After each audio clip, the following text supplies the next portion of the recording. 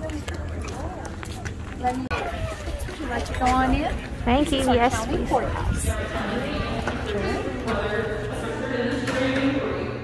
But she gives birth to twins, which we find, and you can see multiple births very often. So as far as the midwife was concerned, okay, full-term babies. So you must be lying because this is only 8. These kids look fine, so it must have been a month earlier. So this guy couldn't have been guilty.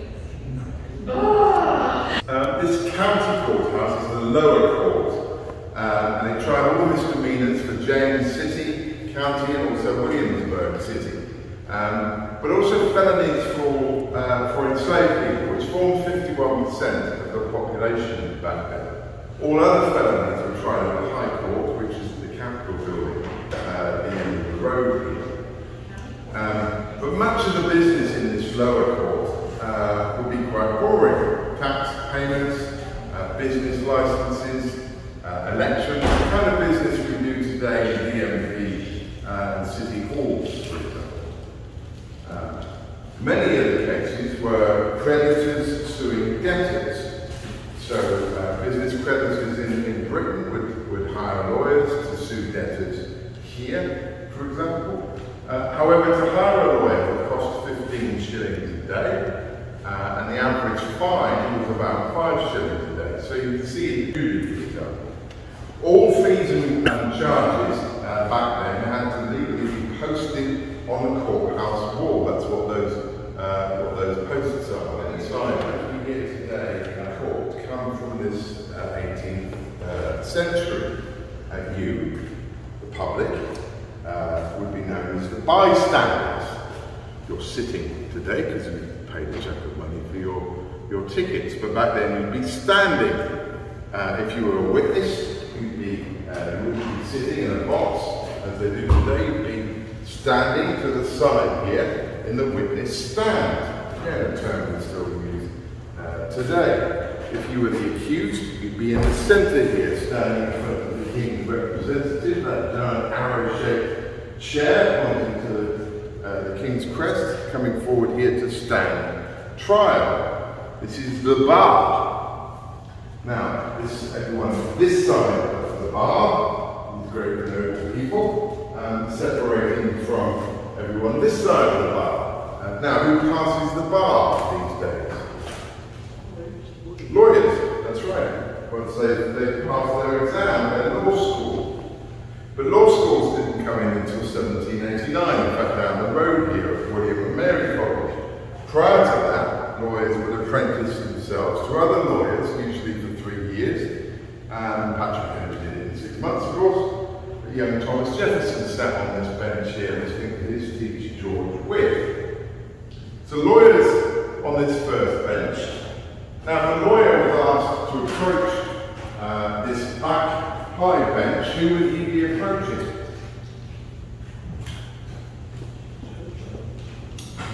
Who would be sitting up here? Come on!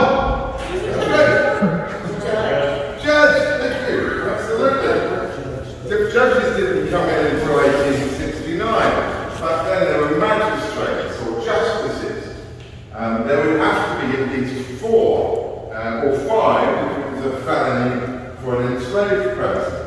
They weren't paid because they were all wealthy. George Washington was a magistrate. Top 5%, your wealthy landowning elite of the area were magistrates.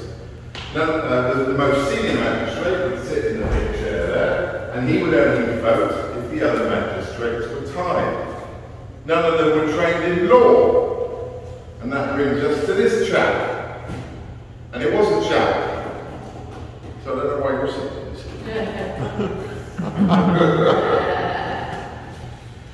The clerk, or clerk, as you guys call it, he was trained indeed for 7 years, and he would advise the magistrates on points of law. He got paid for everything he did. He got paid well, he was a wealthy man. Anything he didn't know, he could consult one of his many law books in the clerk's office there in the corner. Then we have the sheriff, his box, and the under-sheriff, or the reef of the shire, or the collector of of shires, as it was known in Old English. Do we have a volunteer to be the sheriff today? You'll be the sheriff? Certainly, sir. Your Arsenal football shirt on. I should know you got there, an Arsenal football shirt. I'm a Liverpool supporter myself. There we go. You can't help it. We've got to stand up.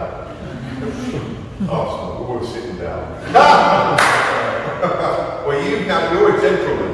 So you're one of these magistrates, okay? And you're appointed for a year or two to act as the sheriff. And you're kind of the organizer and the enforcer of the court. But as a gentleman, you're obviously reasonably wealthy and blah, blah, blah, but you can't perform any manual labour. So you've got to appoint an under-sheriff to do all your lifting. So who are you going to appoint?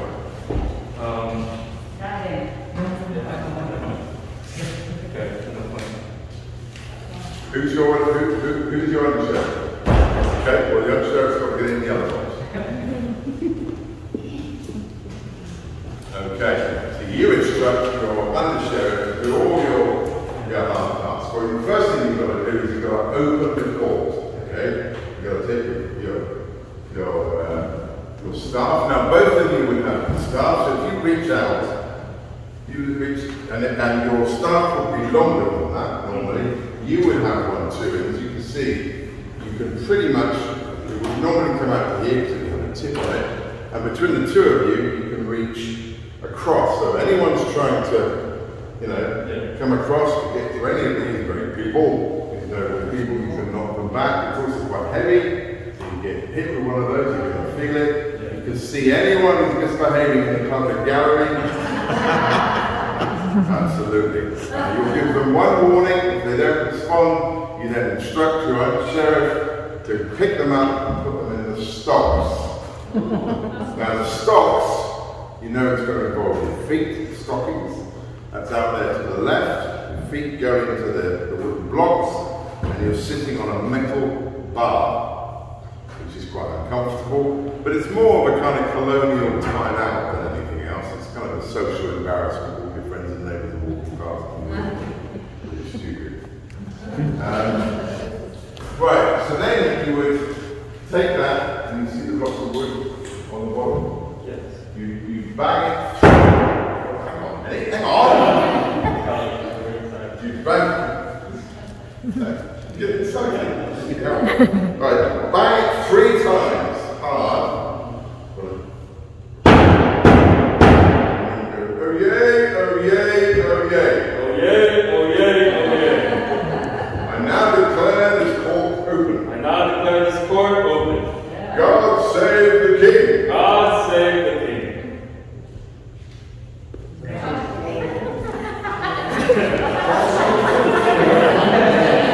God save the king. Stink like an enthusiast. Now you get to instruct your undersecretary. Under-sheriff to take out anyone who doesn't say God save the king. So let's do that again. Okay. You have to say God save the king, and you have to note anyone who doesn't, enthusiastically, you repeat God save the king. Okay? God save the king. God save the king. Okay. All right. Okay. Give me a round of applause. Last job had 19 challenges, and the court would have 19 challenges, not 3 today. If they couldn't agree, the jury was then put into the jury room over there in the corner, with no food, no heating, no drink, just a chamber pot. 12 men and a chamber pot. So, 5 minutes later, they're all out. It was all about pace, and they needed to get through as many cases and decisions as quickly as possible. You've already been in here longer than most people would have been. It's about 120 cases a day, 1 to 5 days a month. These guys were wealthy and not getting paid. They didn't want to be here for any longer than they needed to be. So all these people past this bar were male, over 21, Protestant, landowning, white, and free. So who was not represented back then? Black. Yeah, women, African Americans, Native Americans, anyone who wasn't landowning, so anyone who was poor, anyone who wasn't Protestant. I mean, a whole section of society. So what was the most common crime? I hear you ask. Theft. Rustling? Animal rustling? Drunkenness? Running from slavery.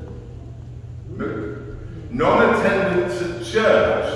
The second you had to do it, one misdemeanor was non-payment of tax.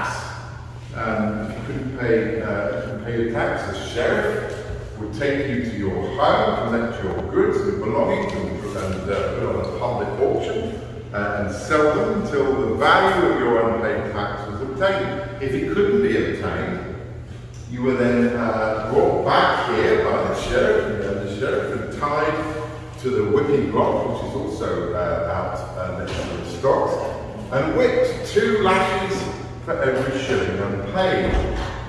The most common punishment was, of course, a fine. Of course, wanted money, they had bills to pay, salaries to pay.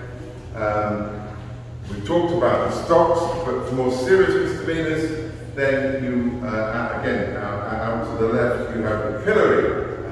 You notice you involve your head, pillory, arms through the hole, head through the main hole, and your ears were then nailed to the wooden blocks. You weren't released delicately because the whole point was to leave you with an earmark, 2 earmarks, hence that term. That was their equivalent of the criminal record system. They wanted everyone to know that you can become guilty of a misdemeanor. For a felony, if found guilty, the sentence was death by hanging at the gallows.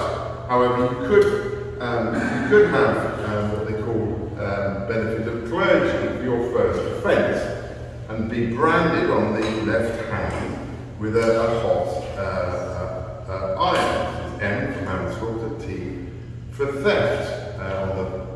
In Virginia, in Massachusetts, you'd be branded on your forehead. There was a case of Hannibal, the enslaved man, who stole some hogs, was granted benefit of clergy, then unfortunately was caught stealing